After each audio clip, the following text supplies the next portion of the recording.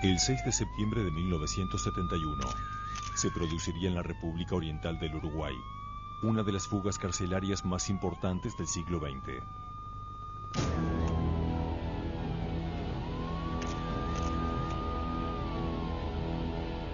...106 integrantes del Movimiento de Liberación Nacional Tupamaros y 5 presos comunes intentarían evadirse del penal de Punta Carretas.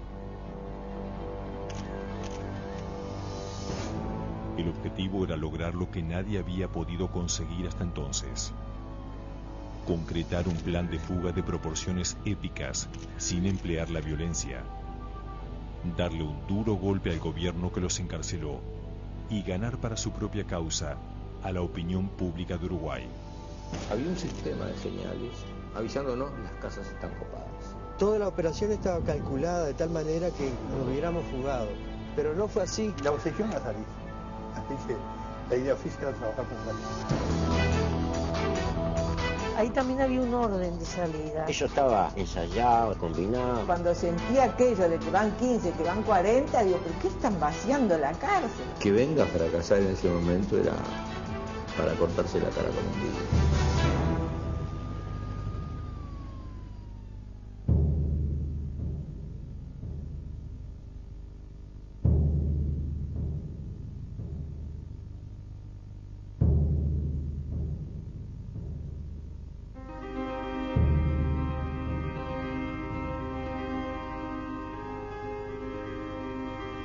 Durante la primera mitad del siglo XX en la República Oriental del Uruguay, los golpes de Estado y el recurso a las armas fueron elementos que los uruguayos consideraron como ajenos a su idiosincrasia. Esta forma de hacer política era posible, entre otras cuestiones, porque existía un modelo económico capaz de generar y distribuir riquezas de forma satisfactoria entre su población.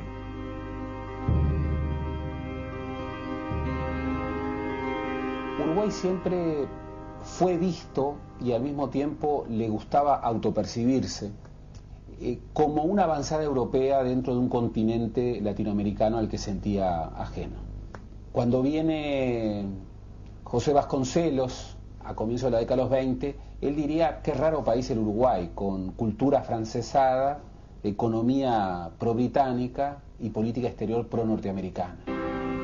Pero el Uruguay concretó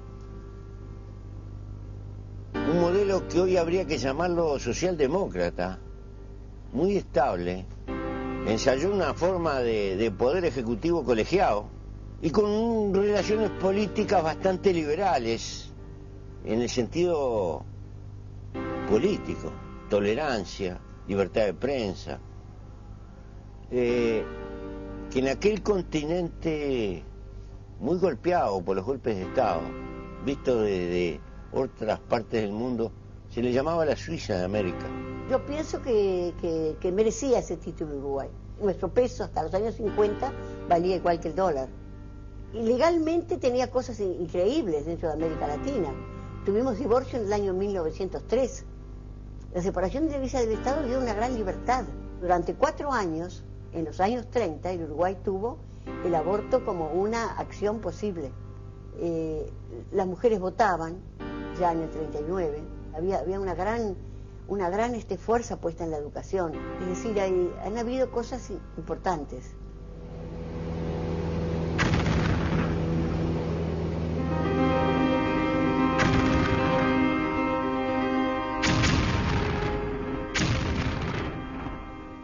Hacia 1945 la economía uruguaya se basaba, por un lado, en la explotación agrícola y ganadera orientada hacia el mercado externo, y por otra parte, en la intervención del Estado para garantizar que los indicadores socioeconómicos fueran los mejores de la región.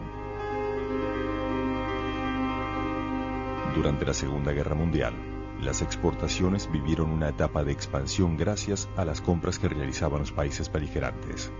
Pero al finalizar el conflicto, la situación cambió dramáticamente.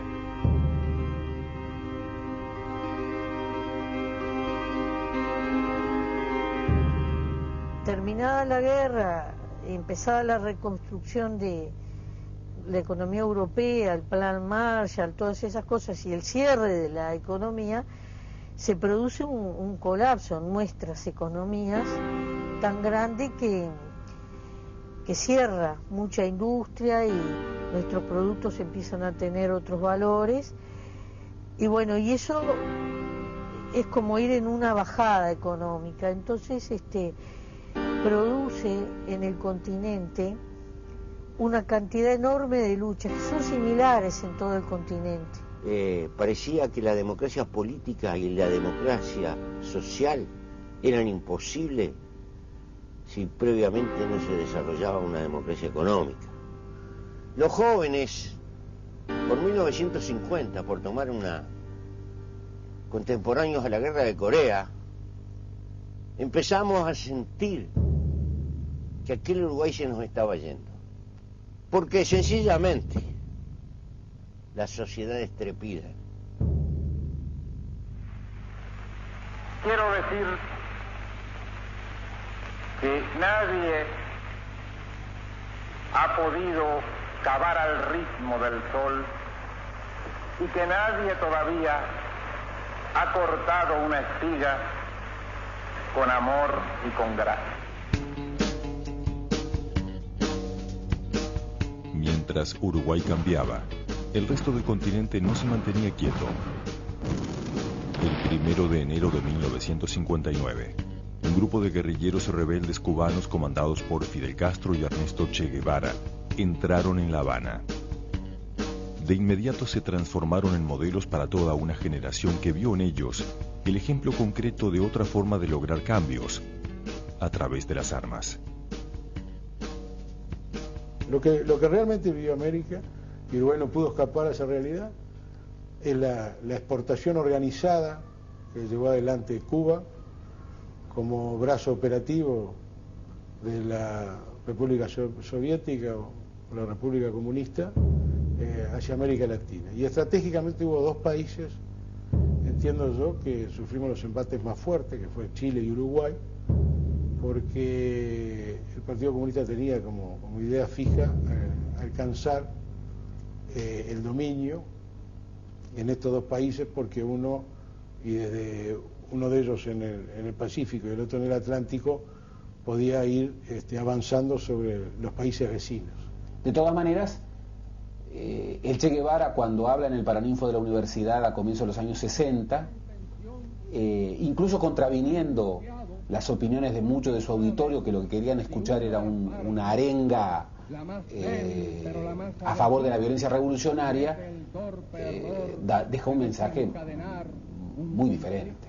Dice: cuiden los valores de la democracia uruguaya, cuiden los valores de esta sociedad que todavía mantiene márgenes de igualdad relevantes. Ustedes tienen en Uruguay cosas por las que nosotros hemos tenido que luchar durante décadas en otros países. Cuando él salió de esa universidad, sufrió el único atentado que sufrió en su vida. El fascismo uruguayo estuvo a punto de matarlo. Lo emboscaron a su auto a la vuelta de la universidad, lo tirotearon. Murió un profesor de secundaria que iba corriendo detrás del auto tratando de saludarlo. Y creo que el Che Guevara se llevó una respuesta bien cabal de que no es oro todo lo que reluce y las cosas no son como aparentan.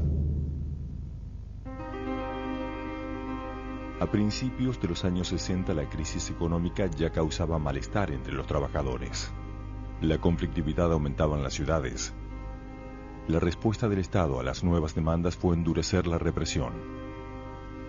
A esto se sumaba el accionar de bandas de extrema derecha que amedrentaban a militantes y estudiantes. Empezamos a observar que el gobierno, el Estado, que era el que tenía que respetar la legalidad vigente, porque es la legalidad de ellos en realidad, más que nada, ¿no? No la respetaba. Entonces, habían empezado las marcas con las esvásticas, violencia, represión a los trabajadores. Es decir, el país se estaba empezando a vivir un clima muy serio de violencia y de represión contra los trabajadores organizados. Llegaron a tanto que florecieron en la pequeña izquierda uruguaya una cantidad de grupos de autodefensa, tanto para custodiar sinagogas como para custodiar, no siendo judíos incluso, custodiar locales partidarios, asambleas estudiantiles, etc. La movilización de los trabajadores en las ciudades pronto llegó también al campo, donde habitaban algunos de los sectores más postergados de la sociedad uruguaya. En 1961, los trabajadores de la caña de azúcar del norte del país se agruparon en un sindicato muy combativo, la Unión de Trabajadores Azucareros de Artigas, o UTA. El gran organizador fue un abogado que venía trabajando con los cañeros desde años atrás. Su nombre era Raúl Sendic. Los cañeros eran peones sin caballo y sin patria, porque los niños no conocían la leche, no conocían el chocolate, 12 horas de trabajo por día, enfermedades, edad promedio 30 años, y el movimiento de Raúl Sendic no era por salario con los cañeros, sino por tierra. Es el único movimiento que expresa el objetivo de conseguir tierra para trabajar. Los cañeros sabían que sus reclamos no llegarían hasta las autoridades a menos que se movilizaran hacia la ciudad de Montevideo. En abril de 1962, el sindicato dirigido por Sendic inició su primera marcha, atravesando a pie todo el país para llegar hasta la capital. Y en torno a esas marchas de los cañeros es que empieza a surgir la solidaridad, el apoyo, la enjundia de ese movimiento, que es, a mi juicio, el tronco social a partir del que nace el Movimiento de Liberación Nacional Tupamaro.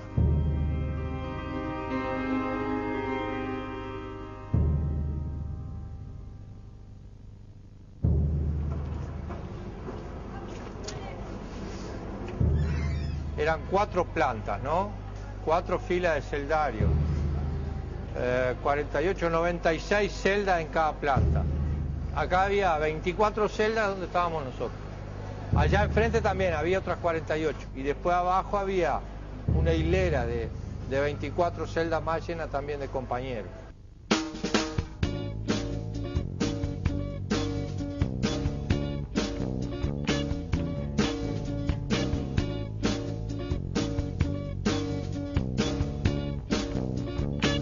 Los jóvenes de aquella época éramos medio iconoclastas, nos sentíamos parte también inseparable del Mayo francés, de la matanza de Tlatelolco, del rock, etcétera, etcétera, etcétera. Era todo un revoltijo, aquello que generaba una situación muy fermental y una manía de ser protagonistas, no esperar que alguien nos dijera qué es lo que hay que hacer.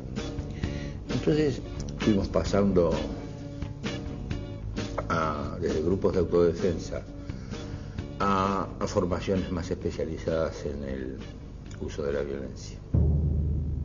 Esa es la época que estamos con doble disciplina. Pertenecemos a alguna fuerza política legal de las que está funcionando, pero a su vez nos juntamos en estas actividades con el intento de construirle algo que sirviera para luchar y resistir clandestinamente si se nos venía la dictadura. Naturalmente había diferencias en las discusiones, en los puntos de vista, pero había una unificación en los hechos cuando había que hacer cosas concretas. Y sobre todo que eran un poquito peligrosas. Para 1963, los distintos grupos de izquierda organizados en torno a la solidaridad con el sindicato cañero decidieron comenzar a pertrecharse. El 31 de julio de 1963, un grupo de militantes, entre los cuales se encontraba Raúl Sendic, partió de Montevideo con rumbo a la localidad de Nueva Helvecia, en las cercanías de Colonia del Sacramento. Allí se encontraba el Club de Tiro Suizo. En los montes de Itacumbú, los cañeros en huelga estaban rodeados por la policía y por el ejército y no tenían con qué defenderse. Entonces necesitaban para su resistencia las armas que se fueron a buscar al Tiro Suizo, que comandó Raúl ese operativo. estaban destinadas a los cañeros alzados, como en los viejos tiempos. Fuimos con nuestros autos particulares, o prestados, una cosa media chapucera.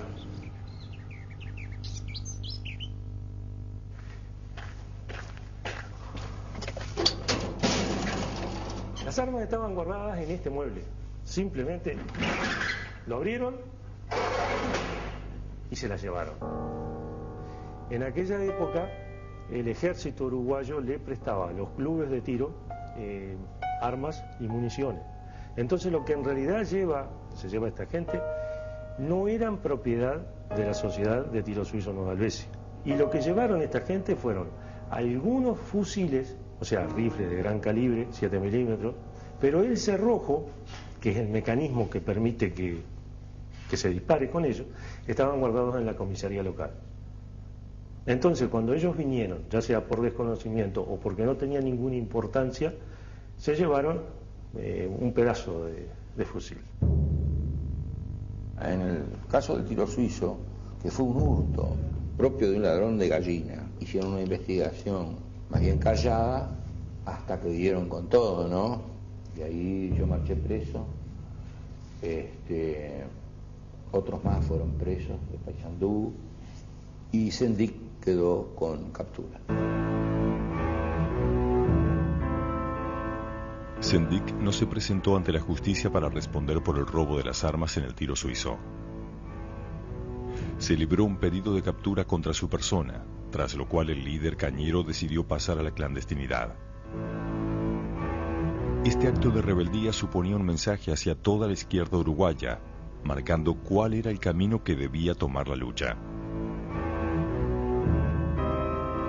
Al tener un clandestino que cuidar y apoyarlo, y moverlo, resolver los problemas logísticos y todo lo demás, se empezó a salir de hablar a tener que hacer cosas concretas.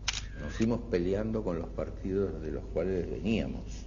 Y entonces en determinado momento decidimos, pero muy poca gente, crear una organización política nueva. Nosotros dijimos, hay que demostrar a la gente que hay personas que son capaces de ser coherentes, que su vida cotidiana está en relación con lo que piensan. Por eso decidimos empezar a hacer política de otro modo. La idea es tomar el poder, disolver los resortes de poder que están en manos de la clase dominante y construir el socialismo a partir de la transformación revolucionaria de la individualidad humana como objetivo de nuestra lucha. Entonces surge el movimiento para unificar todas las fuerzas dispersas, desde los cristianos rebeldes hasta los anarquistas más más ácratas. Y así crece y se desarrolla un movimiento que nunca fue partido, fuimos un movimiento político en armas.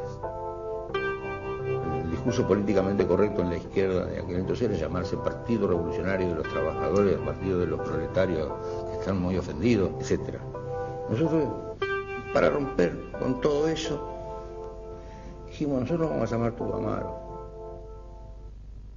Tupamaros era el nombre que los españoles despectivamente le daban a los revolucionarios, es decir, a los que se insubordinaban contra la corona. Artigas era un Tupamaro.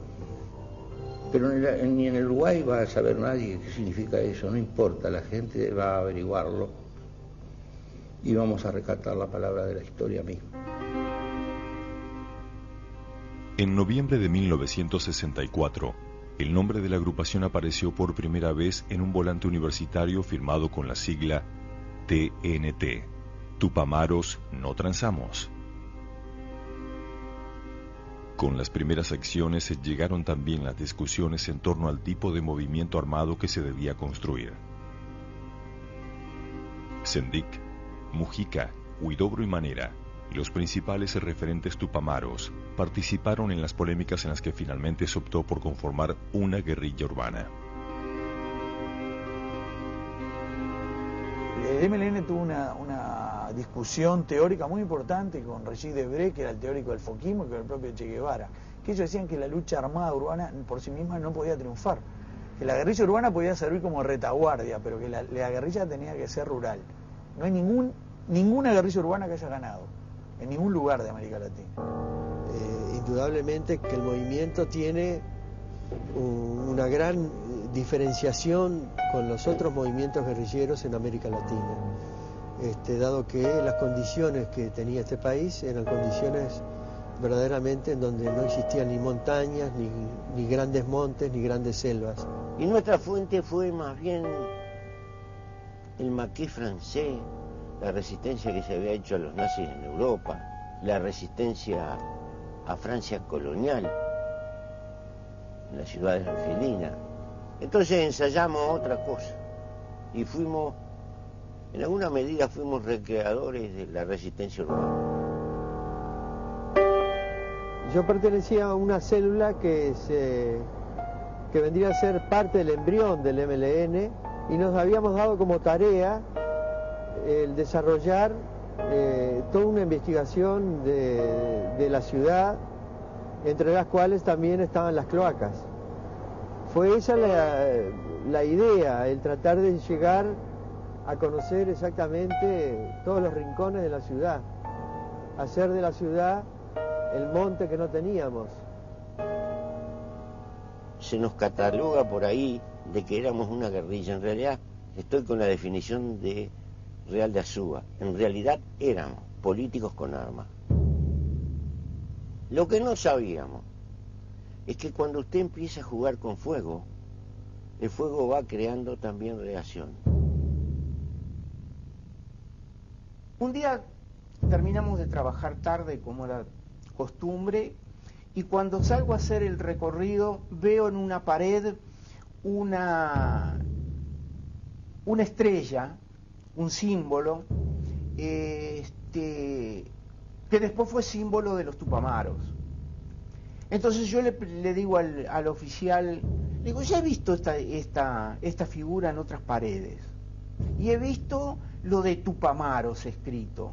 Vamos a investigar eso. Y entonces comenzamos a investigarlo, y eso nos lleva a ubicarnos posteriormente con lo que fue el Movimiento de Liberación Nacional, y yo, en mi forma de actuar, califiqué a los Tupamaros como mis queridos enemigos.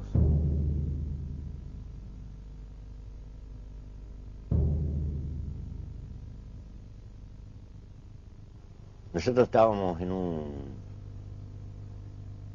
en un piso 2 y 3 y teníamos que llegar a la planta baja. Tuvimos que captar a alguien que estaba medio tocate un valse y logramos un movimiento de poner en la celda de él de compañero un preso común que tenía que participar también en la fuga.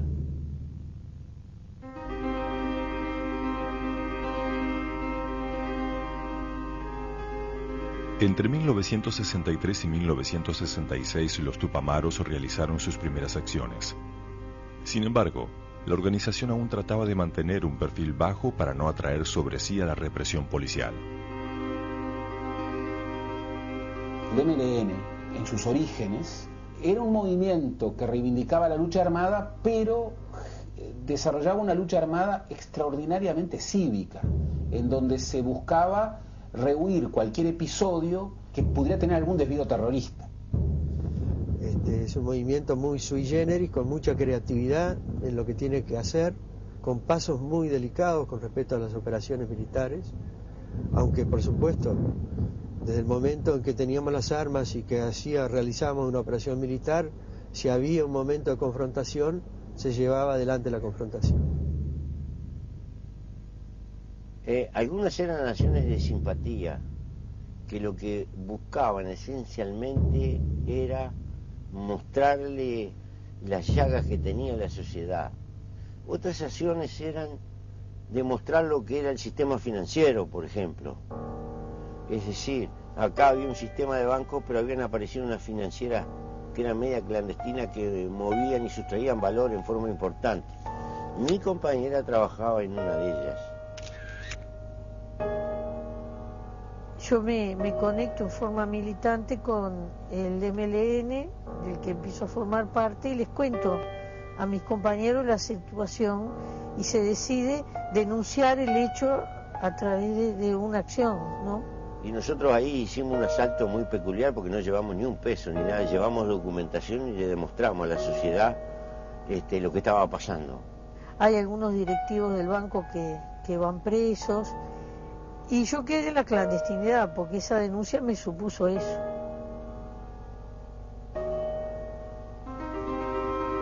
En diciembre de 1966, en medio de una importante crisis económica y social, el ex general Óscar Gestido, del Partido Colorado, triunfó en las elecciones presidenciales. Triunfa un general retirado llamado Gestido, y todos creímos, nosotros también, que se abría una posibilidad muy grande de enfrentar de verdad la crisis.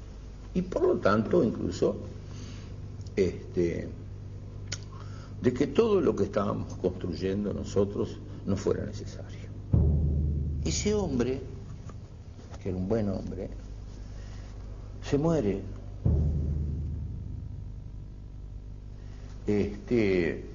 Y asume Pacheco Areco.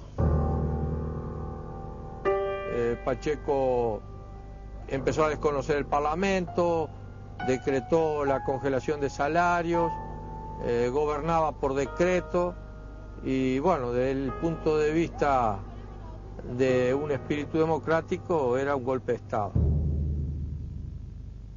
Rodeado de la ultraderecha y apoyándose en la gente más de derecha de este país, inaugura su gobierno ilegalizando a toda la izquierda y cerrando los medios de prensa de la izquierda. Empezó como, estas son las aceitunas para ir haciendo boca. A la represión del gobierno pachequista, los sindicatos respondieron endureciendo sus medidas de fuerza. Durante 1968, la tensión social sin precedentes se transformó en una espiral que se retroalimentaba. Por medidas prontas de seguridad, el gobierno tenía posibilidades de detener gente sin ser sometidos a proceso, sin estar acusados de ningún delito, por ejemplo, por ser militantes sindicales o por ser militantes estudiantiles, y por lo tanto el gobierno hizo de la represión y de la detención excepcional, es decir, la forma habitual de relación con la sociedad. Nosotros le respondemos al gobierno, le tiramos con todo lo que podemos. Y el gobierno nos tira con todo lo que podemos y entramos en una dialéctica que es todo ese periodo que se va radicalizando mucho en Uruguay. Empieza a aparecer a nivel del movimiento sindical y a nivel del estudiantil una radicalización, se polarizan las posiciones en el movimiento de masa y eso va generando también que la lucha popular se ponga un poco al rojo vivo, ¿no? Bueno, en aquellos años se fue haciendo experiencia al andar, porque claro, las acciones fueron increyendo en el tiempo, ¿no? No había en Uruguay ningún tipo de manual para cómo luchar contra un enemigo que se organizaba de la sombra y no se instalaba como una guerra o una confrontación convencional. Y fue la policía la encargada de librar esos combates. La policía y el ejército uruguayo participan de ese proceso que ha dado en llamarse la pentagonización de las Fuerzas Armadas y de las Fuerzas Policiales latinoamericanas. Es decir, en los años 50 y en los años 60, la influencia norteamericana y también la influencia francesa, en el sentido de acciones antirrepresivas que incorporaran, bueno, instrumentos de terrorismo de Estado, bueno, está muy comprobada. Los servicios de inteligencia americanos estaban instalados hasta en la propia jefatura y estaba la orden de que había que suministrarles toda la información que ellos requirieran, es decir, hacía un procedimiento, detenía a 2 o 3 tupamaros y ellos se interesaban en ese tipo de información o querían concurrir a los procedimientos que yo realizaba, o querían que previamente yo le informara de esos procedimientos.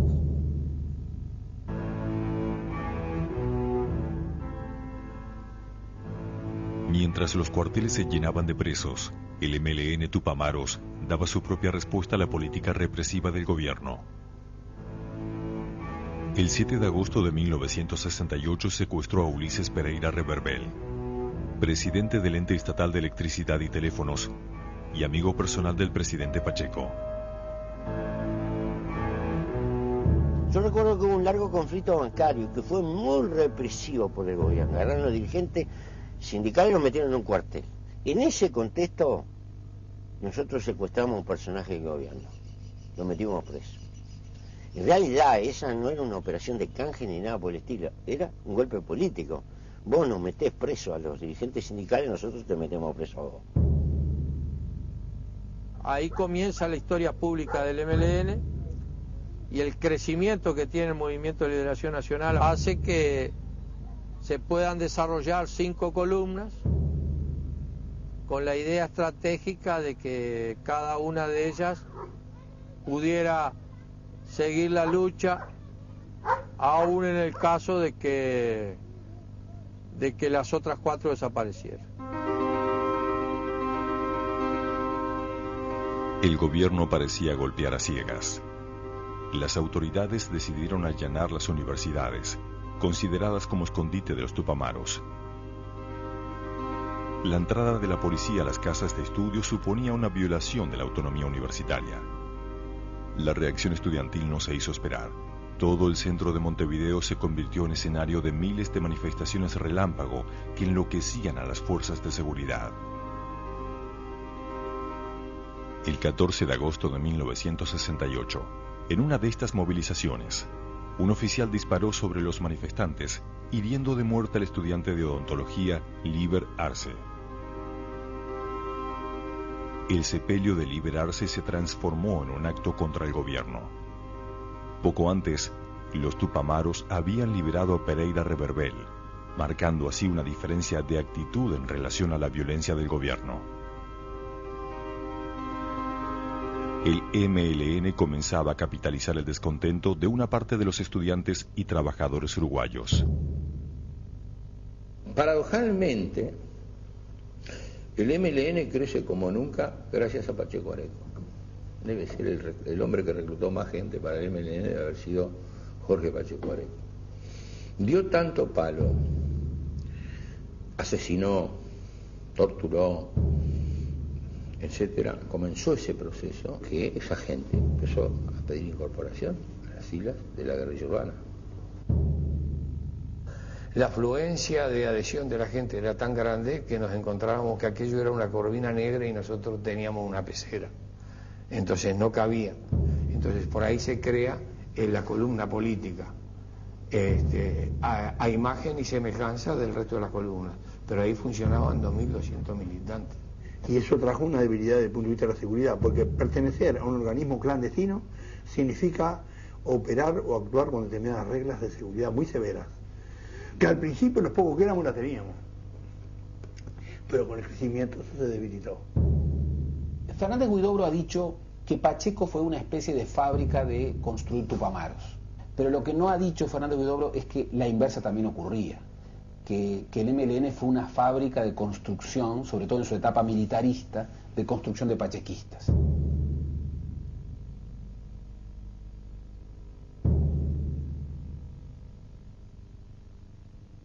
Se consigue una cosa importante, se piden afuera los planos de la cárcel, pero en la cárcel misma, con auxilio de un preso común, se supo que estaban los planos directos de la cárcel ahí adentro, sobre todo de los cimientos, viejos planos, y él los aportó.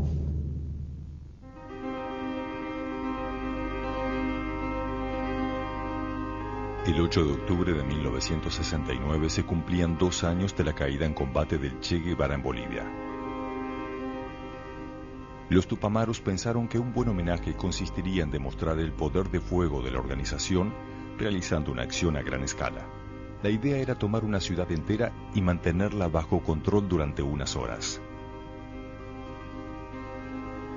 La toma de la ciudad de Pando es una acción grande, lleva la puntería de una acción de pertrecho y un golpe político al gobierno que venía golpeando. La ciudad está a 31 kilómetros del centro de Montevideo, ¿no? Entonces nuestra dificultad era cómo trasladábamos hasta ese lugar coordinadamente un contingente tan grande de compañeros.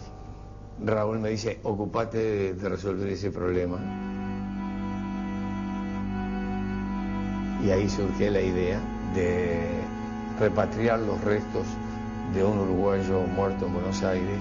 Se contrata un furgón y 5 vehículos, en cada vehículo un comando, y ahí marcharon los comandos, se expropiaron y se leyeron proclamas, se dejó al comisario en un calabozo, y en la evacuación había un talón de Aquiles. Cuando nos retiramos, una parte de los que se retiraban victoriosos fueron encerrados en una emboscada donde marchamos presos como 16 y murieron varios compañeros.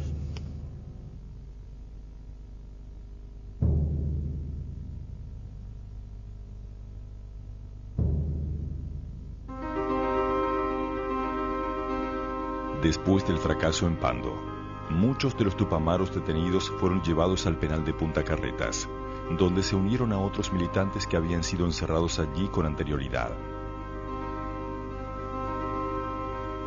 La cárcel de Punta Carretas había sido construida a principios del siglo XX en lo que por entonces era una zona en las afueras de Montevideo. Durante algunas décadas fue un penal modelo, donde los reclusos realizaban todo tipo de actividades recreativas y laborales. Su nombre se había hecho célebre cuando en 1931 un grupo de 8 anarquistas se fugó de la prisión a través de un túnel. Cuando los tupamaros comenzaron a llegar a Punta Carretas, a fines de los años 60, el penal había entrado en un proceso de decadencia que acompañaba el deterioro general del país.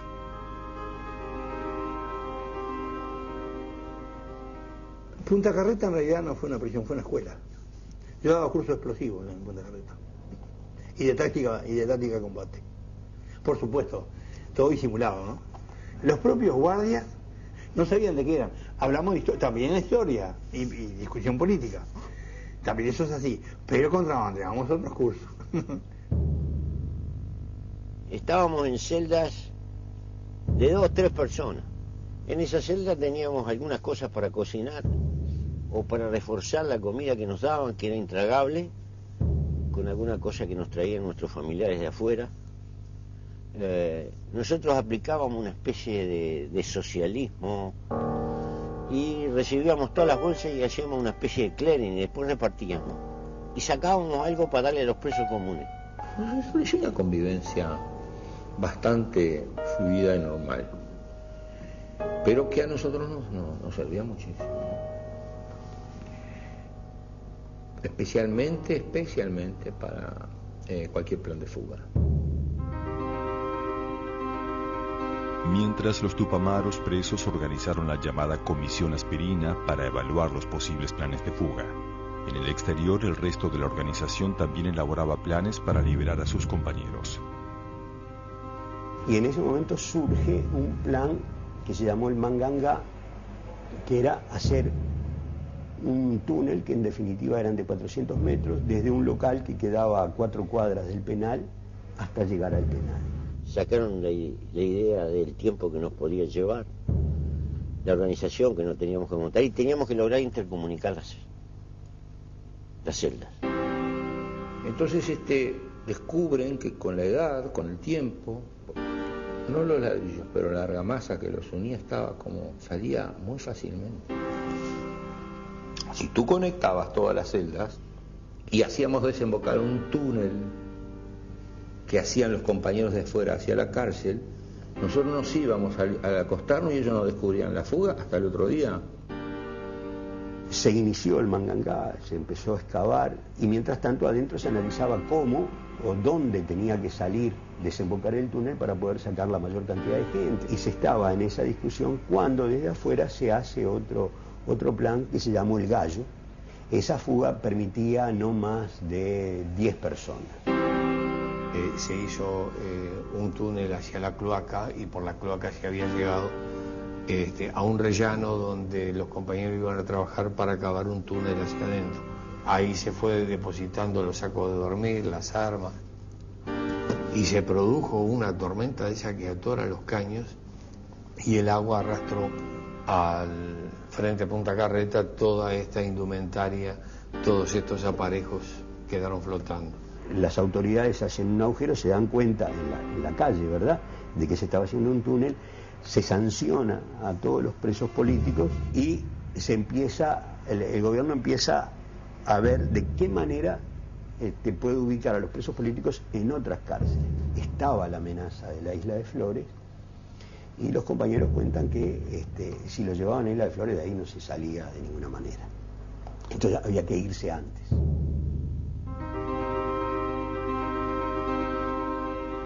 A medida que la situación económica y política favorecía el crecimiento del MLN, la organización se fue haciendo más compleja. Hacia 1970 contaba con sus propios hospitales, fábricas de armas y de documentos falsos. Los tupamaros llamaban a esta estructura el doble poder, porque representaba un poder paralelo al del Estado. La presencia de la fuerza en la calle garantizaba la integridad de los presos. Digamos, alguien que castigara a un compañero que estaba preso tenía que salir en algún momento del establecimiento y en la calle estábamos nosotros. Hubo un momento en que el MLN decide en una política o en una concepción de doble poder tener sus propias cárceles también. Y entonces se deciden los planes, el plan Satán, se le llamó, que era capturar representantes de la oligarquía, miembros del gobierno o funcionarios diplomáticos y tenerlos en las propias cárceles, las cárceles del pueblo. Y se comenzaron a ver la posibilidad de que el tratar de canjear los presos, secuestrando gente que tenía pesos, digamos, muy decisivos a nivel internacional, ¿no? Entre ellos los embajadores que se secuestraron, ¿no? El embajador de Brasil, el embajador de Inglaterra, y después determinados secretarios de la Embajada de Estados Unidos que sabíamos que eran gente de la CIA, como que fue el caso de Dan Mitrione, ¿no? Dan Mitrione era un integrante de la Agencia del Desarrollo Internacional de los Estados Unidos, que supuestamente había llegado a Uruguay para asesorar al gobierno en técnicas de contrainsurgencia. Los tupamaros descubrieron que Mitrione tenía contactos con la CIA y que su tarea consistía en enseñar a la policía uruguaya métodos de tortura para extraer información de los prisioneros políticos.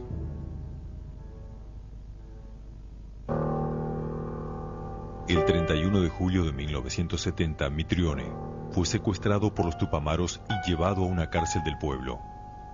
En ese momento el MLN planteó una negociación con el gobierno de Pacheco. Ahí se produce una especie de quiebre con respecto a la estrategia que llevaba adelante el MLN, porque la dirección resuelve, a cambio de la liberación de Mitrione y probablemente de los otros secuestrados, se plantea la liberación de todos los presos políticos del Uruguay. Los presos que estaban en la cárcel de Punta Carreta, más todos los presos por medidas prontas de seguridad, los sindicalistas, los estudiantes que abarrotaban los cuarteles. Se da un plazo, si no se liberan será ejecutado. Mientras tanto, la ciudad de Montevideo era revisada casa por casa. El gobierno de Pacheco soportaba la presión de los Estados Unidos y de Brasil, quienes se instaban a negociar por la liberación de los secuestrados. El gobierno de Pacheco instaló una impronta que a nivel internacional se ha tomado casi como doctrina, que es no negociar con la guerrilla y con movimientos insurgentes. Negoció el gobierno de la época. Negoció por vía de su canciller de la época, que era Peirano Facio, que negociaba con alguien que está vivo todavía, en la calle. Pero el gobierno no daba respuesta. Y cuando estábamos negociando cayó Sendik. El 7 de agosto de 1970, la dirección del MLN encabezada por Raúl Sendik se reunió para decidir qué hacer con Mitrione. En ese momento la policía, que realizaba uno de los cientos de allanamientos diarios, llegó al lugar de la reunión y lo sorprendió.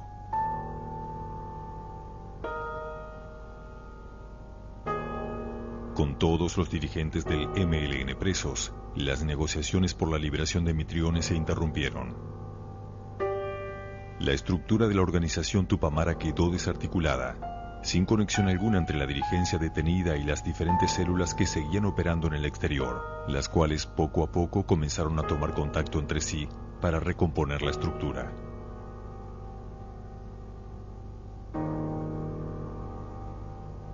En ese proceso de retomar el contacto de las distintas partes, quienes lo hacen reciben la opinión de los militantes, de todos los militantes, sobre todo del aparato militar del MLN, de que había que ajusticiar a Mitrione. De modo que la dirección que asume, una dirección provisoria que asume, decide ejecutar a Mitrione. En Punta Carreta, la negociación con el gobierno, o el planteo de negociación con el gobierno, había generado la expectativa de que iban a salir todos. Cuando cae la dirección y cuando se ejecuta Mitrione y se rompen todas las negociaciones, es decir, las posibilidades de salir de libertad quedan completamente liquidadas, ¿no? Es en ese contexto que se decide lo siguiente, de alguna manera. Muy bien, si no nos pudimos ir por la puerta grande, nos vamos a ir por la puerta chica.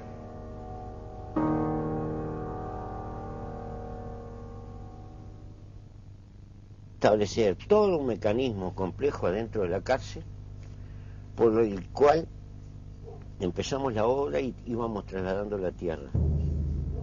Las íbamos comprimiendo y comprimiendo, abajo de las camas.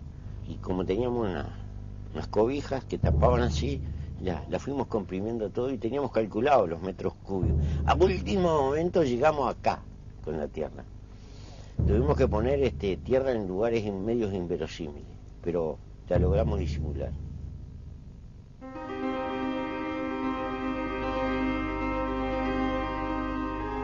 A principios de 1971, el gobierno de Pacheco debía hacer frente a una crisis económica que no daba tregua y al descontento popular que comenzaba a manifestarse con iniciativas políticas concretas. El 5 de febrero de 1971, todas las fuerzas de izquierda forjaron una alianza para crear el Frente Amplio, con vista a las elecciones de noviembre de aquel año.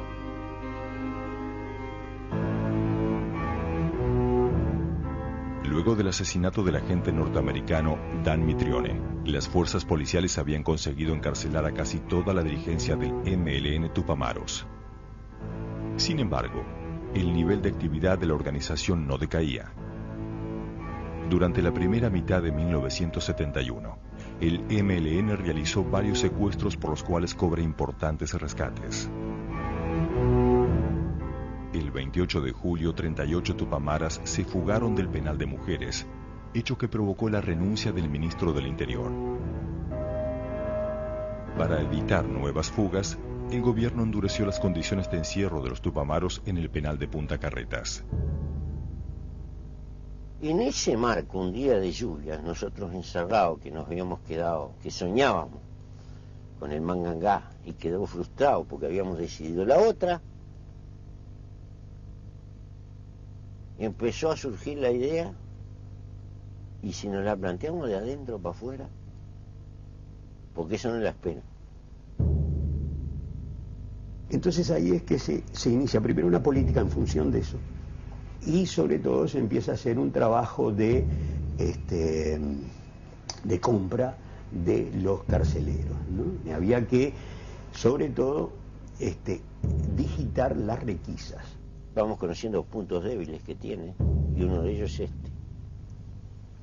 Teníamos una consigna, todo el poder a Luquine. Luquine de Luca. Luca quiere decir plata, en nuestro lenguaje canero. ¿Qué era lo que ellos sabían que la inteligencia, el servicio de inteligencia le pedían a ellos que nos encontraran? A los tupamaros búsquenle papeles.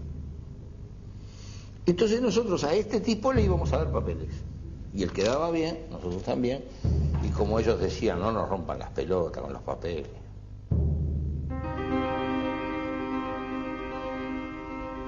La idea que parecía absurda, hacer un túnel desde adentro de la cárcel hacia afuera, comienza a ponerse en práctica. Para llevarla a cabo, los militantes presos debían interconectar todas las celdas a través de los boquetes en las paredes que ellos llamaban heladeras. Luego debían seleccionar la celda desde la cual se realizaría el túnel hacia el exterior. Había que cavar el túnel, que debía tener alrededor de 40 metros de largo, y finalmente copar 2 casas de familia, una de ellas ubicada frente al penal, donde desembocaría el túnel, y la otra ubicada detrás de la primera. El último tramo del túnel debía ser realizado a último momento, en el instante mismo de la fuga. Todo este proceso debía estar concluido en 30 días, pues ese era el tiempo entre requisa y requisa que los tupamaros habían conseguido comprar sobornando a los guardias. La técnica esta la hicimos aprendida de los ladrones. Nosotros hicimos con los alambres de las camas, de los tejidos, hicimos una trenza, entonces hacíamos un agujerito en la pared y después íbamos serruchando. Están donde están las cuchetas, los tapones. Entonces, hicimos collage, entonces ahí sí pusimos mujeres con poca ropa y todo, como hacen todos los presos, ¿no? Y acostumbramos además también a los guardias a colgar la ropa al pie de la cama, de manera que tapaba también la visión. Lo fuimos acostumbrando. Nosotros estábamos en un piso 2 y 3 y teníamos que llegar a la planta baja. Tuvimos que captar a alguien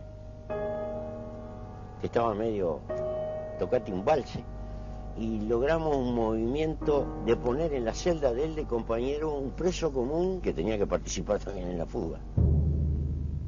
El INGE, Jorge Manera Lluvera, hizo una cantidad de instrumentos caseros que permitían tomar mediciones para mantener la línea recta y calcular los metros. Abajo en el túnel, entre 3 alambres se llevaba la línea recta.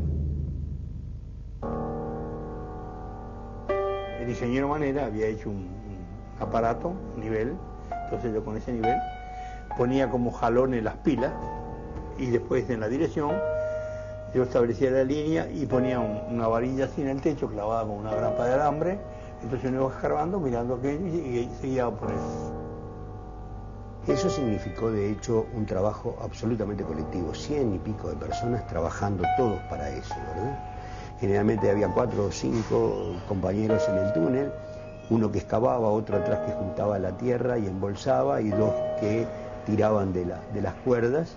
De todas formas, a medida que se alargaba el túnel, las pérdidas de aire eran mayores, por lo tanto había que poner nuevos compañeros a trabajar porque no les daba, o sea, hubo compañeros que se enfermaron ahí adentro, es decir, y había que relevarlos permanentemente. Al llegar a los cimientos del muro, no se tenían datos de que el muro estaba sentado sobre una placa de grava, que era muy dura, era casi piedra, y si se avanzaban 2 metros por día, como se venía avanzando en el túnel, cuando llegaron ahí avanzaban a 10 centímetros por día. No se avanzaba, no se salía a la parte exterior del muro, vamos a decir, por abajo, y se consumía el tiempo.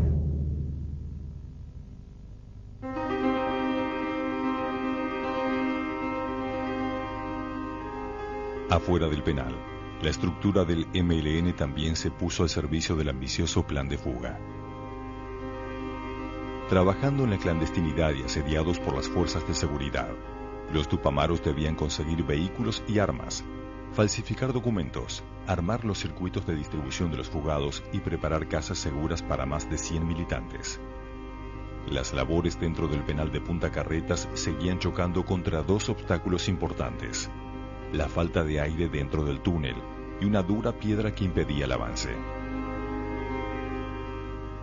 Escarbar en la tierra no hace ruido, pero cuando estás con piedra hubo que pegar martillazos con hierro Entonces esos golpes, aunque eran debajo de la tierra y ya fuera del celdario, entonces para que no sintieran los golpes contra la piedra que estábamos abajo, jugábamos al fútbol, a los gritos, y los compañeros que estaban abajo sabían de tal a tal hora, podían darle con todo a los martillazos, ¿no?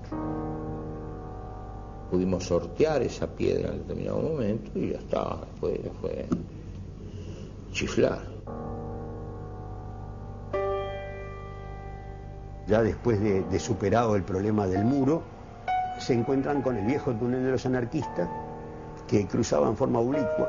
Entonces cuando se llegó a ese túnel, hubo aire que entró en el túnel y permitió avanzar un poco más, pero ese aire se acababa, ¿no? Porque era aire estancado. Con muchas dificultades se siguió y los cálculos decían que a determinada cantidad de metros tenían que encontrar el caño colector que pasaba por el medio de la calle Solano García. Y bueno, se encontró, se horadó el caño colector y entonces se tuvo aire permanente, ¿no? A partir de ahí ya había aire en abundancia para seguir excavando. El 4 de septiembre de 1971, el túnel estaba listo. Los tupamaros reciben la orden de iniciar la fuga. Por la noche, luego de la última ronda de guardia, desmontan los boquetes y transforman a todas las celdas en un gran corredor.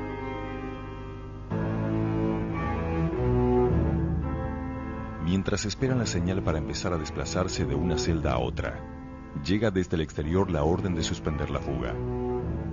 Uno de los militantes encargados de armar el circuito de distribución de los fugados había tenido un accidente en su motocicleta y había desaparecido.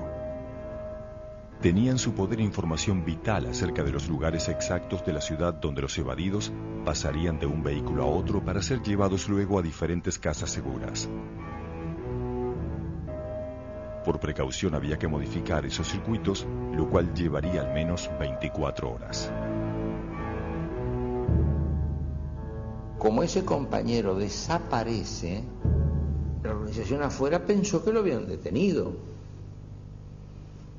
y que lo habían agarrado con esa papelería. Entonces, que esto puso en grave riesgo la fuga, porque nosotros ya teníamos heladeras abiertas que no podíamos cerrar, ya teníamos demasiada cantidad de tierra y el otro día amanece lloviznando, lo cual implica que queda guardia, no hay recreo, queda guardia libre. Y son días que generalmente usan para hacer requisas. Ahí sí que ya estábamos fritos. Y las horas más tensas de mi vida fueron esas. Porque faltando este pedacito así, que venga a fracasar en ese momento era para cortarse la cara con un vidrio.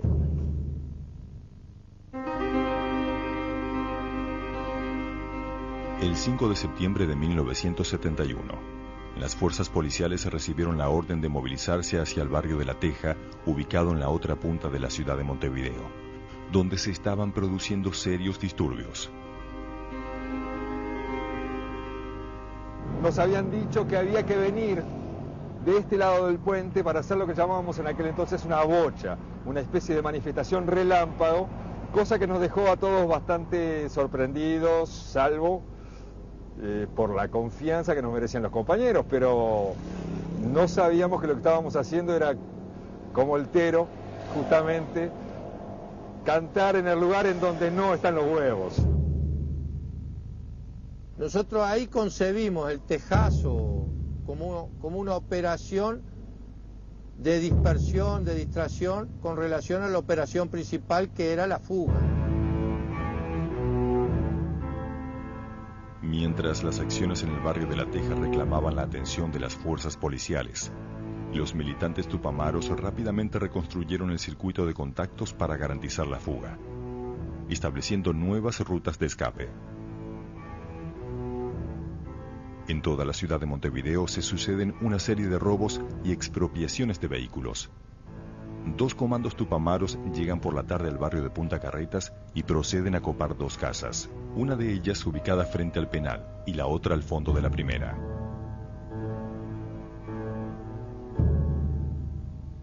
Y bueno, la toma vino un vecino que él vivía ahí en el apartamento del fondo. Una noche que no andaba nadie por la calle, y entonces me hizo seña por la ventana, y yo le abrí, mi vecino, y entonces entraron los dos. Y entonces no me decían nada, y yo digo, ¿qué pasa? Entonces Billy me dice, mirá, fulana, dice, estos muchachos son tupamaros y necesitan la casa para un trabajo. Y entonces nos llevaron allá al fondo. Las dos casas daban espalda con espalda y de la segunda casa se salía. Esa era la casa que tomamos nosotros. Y sobre la mesa del comedor también organizamos unas armas y dinero que había que darle a la gente que se iba, y desde el teléfono de la casa nos conectamos con el estéreo a decir que bueno, que que allí estaba todo pronto. Después nosotros teníamos que esperar. Había un sistema de señales, un simple encendedor con toda la llama para afuera, avisándonos las casas están copadas. En ese momento, a los que estaban en el túnel se le ordenaba, comiencen a escarbar para arriba, porque ya hay compañeros arriba. Y a todos nosotros empezar a dirigirnos hacia la boca del túnel por adentro de las celdas. Eso estaba ensayado, estaba combinado, no se hablaba, se dejaban las radios prendidas, se dejaba como que se estuviera durmiendo, y bueno, se va a demorar un poco en abrir el agujero, más de lo previsto. Toda la operación estaba calculada de tal manera que cuando pasara la guardia del penal, la última guardia que se hacía en la noche, ya prácticamente no hubiera nadie, ya nos hubiéramos fugado. Pero no fue así, porque se había equivocado con un desnivel, había que cavar como 1,5 metros de tierra más durante la noche. En ese momento hubo un preso común que vivía en la planta baja, que golpeó la puerta de su celda pidiendo que se sentía mal y que necesitaba unas aspirinas, y le pidió al carcelero que se las pidiera a uno de los presos, que no era médico, pero que tenía la farmacia, vamos a decir. Adentro de la cárcel se oye todo, entonces mientras el guardia caminaba todo el segundo piso, subía la escalera y venía por el tercer piso hasta la celda de Bassini y Campiglia, Bassini tuvo que salir desde la punta corriendo, atravesando los huecos hasta llegar a la celda, y cuando el tipo abrió la ventanilla, Bassini le dijo, ¿qué quería? Ya tenía la aspirina en el bolsillo. Le decía, una aspirina, bueno, tomá. La posesión a salir. Así que la idea fija era trabajar para salir. Empezamos a ver raíces. Yo dije, nos equivocamos y salimos en el jardín. Pero no, era en el comedor de la casa. Ayudaron de arriba. El candidato a premio Nobel, Ernst Engler, por el mal de Alzheimer, con un estetoscopio miró de arriba, yo golpeaba de abajo, y entonces él escuchó y empezaron a escarbar de arriba, si no, salimos. A las 3 de la mañana del 6 de septiembre de 1971, con casi 5 horas de demora, las celdas de Punta Carretas se vaciaron. 106 tupamaros y 5 presos comunes comenzaron a atravesar un túnel de 40 metros para salir, completamente embarrados, en el living de una casa de familia de clase media. Vos ibas atrás de los zapatos del que iba adelante, y el de adelante te iba pegando en la cara, ¿no? Y el ruido era como un tropel de caballos en ese hondo túnel, y la respiración jadeante por la mitad. Y cuando llegábamos ahí había unos compañeros que estaban ahí, que te decían, bueno, párate acá, levantá los brazos, ¿verdad? Ellos te alzaban un poquito y de arriba te agarraban los brazos y te sacaban como el corcho de una botella, hacía ¡poc! Porque salía justito, ¿viste? Pero era un poquito más grande, ¿no? Porque No. Sacaron exactamente 9 baldosas. Yo me acuerdo cuando no sé quién que dirigía el operativo anunciaba a la gente que estaba en la otra casa los que iban saliendo. Y entonces decía, tenés todo pronto, mirá que van 15. Bueno, 15. Al ratito decía, mirá que van 25, mirá que van 40. Y usted no creía, tanta gente. Y entonces cuando sentía aquello de que van 15, que van 20, que van 40, digo, ¿pero qué están vaciando la cárcel esta gente? Bueno, efectivamente, sí, salieron 111 personas, ya son quedó un poco vacío. Unos cuantos.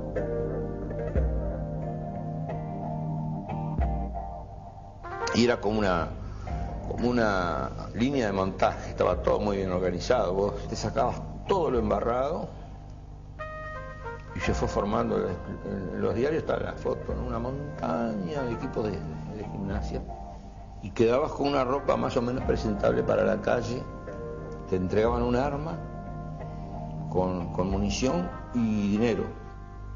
Ahí también había un orden de salida. Ese orden tenía que ver con el peso político, diríamos, de los compañeros que salían. Por eso teníamos los dos autos, porque lo que era la dirección no se fue en el camión, se fue en los dos autos. Y ahí esperamos que salieran todo el resto, que eran el grueso, eran como 90 y algo. Venimos acá y estacionamos el camión allí donde está la camioneta verde, el otro camión, y yo estaciono acá. Los muchachos, compañeros, se abalanzan a un camión y al otro y marchamos. El otro compañero se fue con su carga hacia el recorrido, que nunca supe cuál era, no venía al caso. El otro camión se fue con su carga, yo me fui con la mía. Y había todo un sistema de paradas en la ciudad que estaban combinadas, donde en diversos cuadros iban bajando grupos de gente, había quien los esperaba y los llevaban a distintos locales. A la casa que yo fui, nosotros teníamos la radio policial. Entonces la policía todavía estaba tratando de controlar los últimos líos que había en el barrio de La Teja. Al rato sí daban la alarma.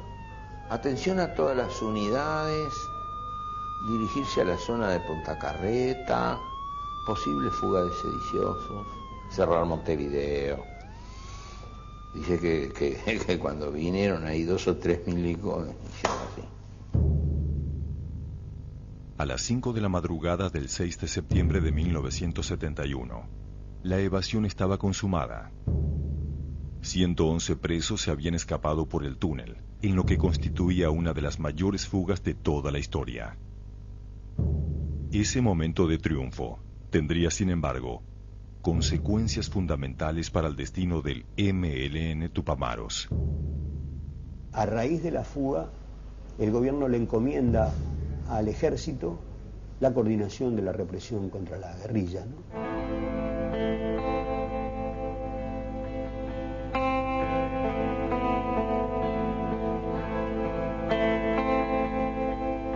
En Uruguay, cuando se da la interrupción del sistema democrático, en el año 73, la guerrilla estaba consolada y el movimiento de Tupamaros estaba vencido.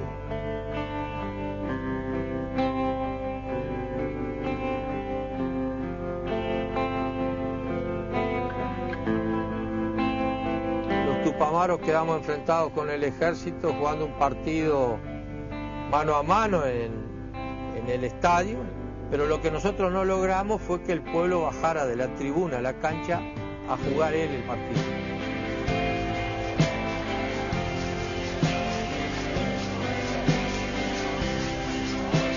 La transición uruguaya, una transición muy autocomplaciente, que evitó temas cruciales que con el tiempo reaparecieron. Evitó la verdad, evitó la memoria, evitó la justicia respecto a los aberrantes crímenes cometidos durante el terrorismo de Estado.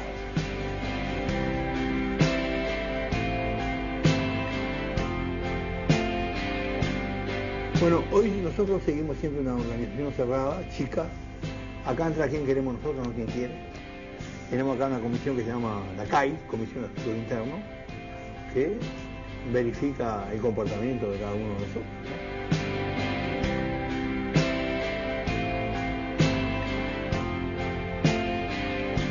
Ser Tupamaro y MLN es un modo de vida.